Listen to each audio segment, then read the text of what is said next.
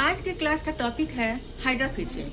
आज हम जानेंगे कि हाइड्रा फेशियल क्या है, इसके क्या फायदे होते हैं, इसे कब करना चाहिए और कब नहीं करना चाहिए। तो सबसे पहले जानते हैं कि हाइड्रा फेशियल क्या है।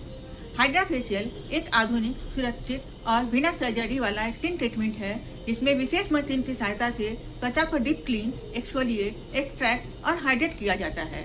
इस उपचार में वैक्यूम टेक्निक और विशेष सीरम का उपयोग करके त्वचा के पोर्स से गंदगी, अतिरिक्त तेल, ब्लैक हेड और मृत त्वचा कोशिकाओं को हटाया जाता है।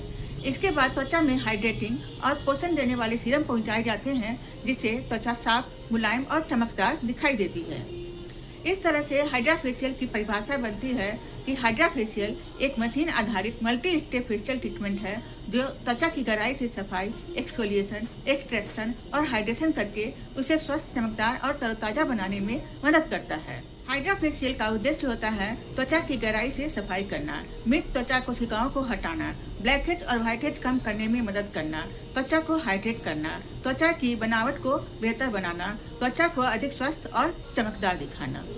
हाइड्रा फेशियल की विशेषताएं होती हैं कि यह दर्द रहित, बिना सर्जरी वाला स्किन ट्रीटमेंट है। यह अधिकांश स्किन टाइप के लिए उपयुक्त होता है। इस ट्रीटमेंट को लेने के बाद रिकवरी समय बहुत ही कम होता है, इसलिए नियमित स्किन मेंटेनेंस के लिए एक अच्छा विकल्प है। अब हम देखेंगे कि हाइड्रा फेशियल किन लोगों के लिए उपयुक्त है। डल स्किन वाले, ड्राई या डिहाइड्रेटेड स्किन वाले, ऑयली स्किन वाले, बड़े पोर्स वाले, ब्लैक हेड या व्हाइट हेड की समस्या वाले, शादी, पार्टी या किसी विशेष अवसर से पहले ग्लो चाहने वाले लोगों के लिए होता है। हाइड्रा फेशियल तब नहीं करना चाहिए।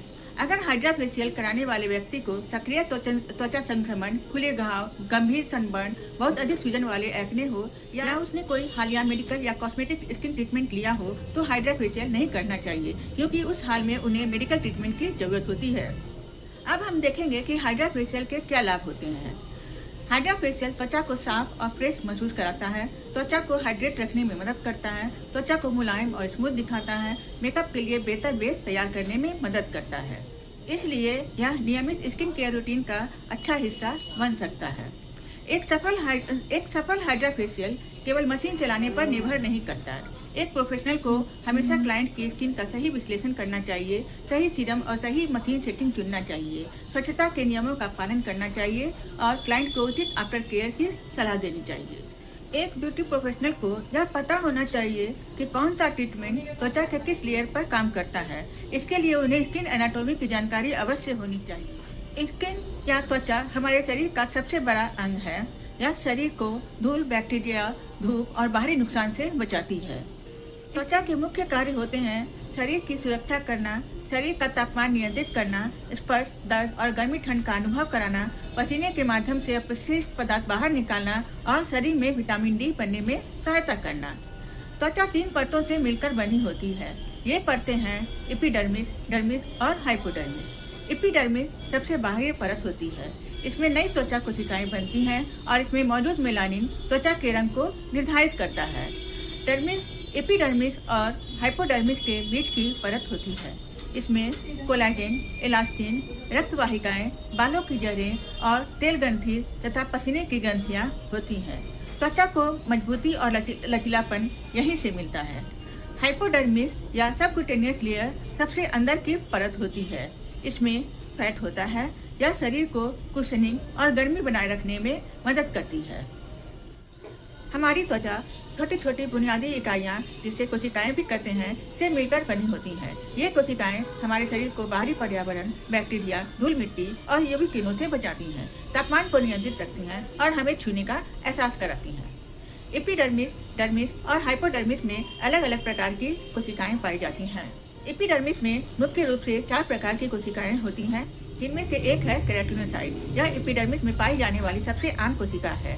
ये केराटिन नाम का प्रोटीन बनाती हैं जो त्वचा को मजबूत और वाटरप्रूफ बनाता है।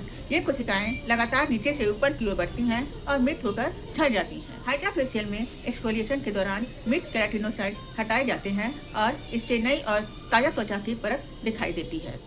दूसरी है मेलानोसाइट। ये कोशिकाएं मेलानिन नाम का पिगमेंट बनाती हैं जो हमारी त्वचा, बालों और आंखों को रंग देता है। मेलानिन हमारी त्वचा को सूरज की हानिकारक यूवी किरणों से भी बचाता है। हाइड्रा फेशियल जहाँ ज्यादा पिगमेंट जमा होता है वहाँ पिगमेंट को फेड करता है और मेलानोसाइट्स में मौजूद मेलानिन बनाने वाले एंजाइम जिसे टायरोसिनेज कहा जाता है वो ज्यादा मेलानिन प्रोड्यूस करने से रोकता है। हाइड्रा फेशियल त्वचा को ब्राइट दिखा सकता है, लेकिन यह मेलानिन को खत्म नहीं करता। पिगमेंटेशन के लिए सही सीरम और सनस्क्रीन का उपयोग भी जरूरी होता है। अब है लैंगरहैंस सेल्स। ये हमारी त्वचा की सुरक्षा प्रणाली का हिस्सा है। अगर त्वचा पर कोई बैक्टीरिया या वायरस हमला करता है तो ये कोशिकाएं उसे पहचान कर इम्यून सिस्टम को अलर्ट करती है। इसके बाद जो चौथी सेल्स है उसे मर्केल सेल्स कहते हैं। ये कोशिकाएं त्वचा की तंत्रिकाओं के करीब होती हैं और टच रिसेप्टर्स का काम करती हैं। इनके कारण ही हमें हल्की से भी छुअन या दबाव का एहसास होता है। डर्मिस में दो तरह की कोशिकाएं पाई जाती हैं जिन्हें हम कहते हैं फाइब्रोब्लास्ट सेल्स और मास्ट सेल्स। फाइब्रोब्लास्ट कोशिकाएं कोलेजन और इलास्टिन प्रोटीन बनाती हैं। कोलेजन त्वचा को झुर्रियों से बचाता है और मजबूत रखता है, जबकि इलास्टिन त्वचा को स्ट्रेच होने में मदद करती है। हाइड्रा फेशियल के कुछ मशीनों में रेडियो फ्रीक्वेंसी जैसे फीचर्स होते हैं जो त्वचा में कोलेजन बनने की प्रक्रिया को सपोर्ट करने में मदद करते हैं।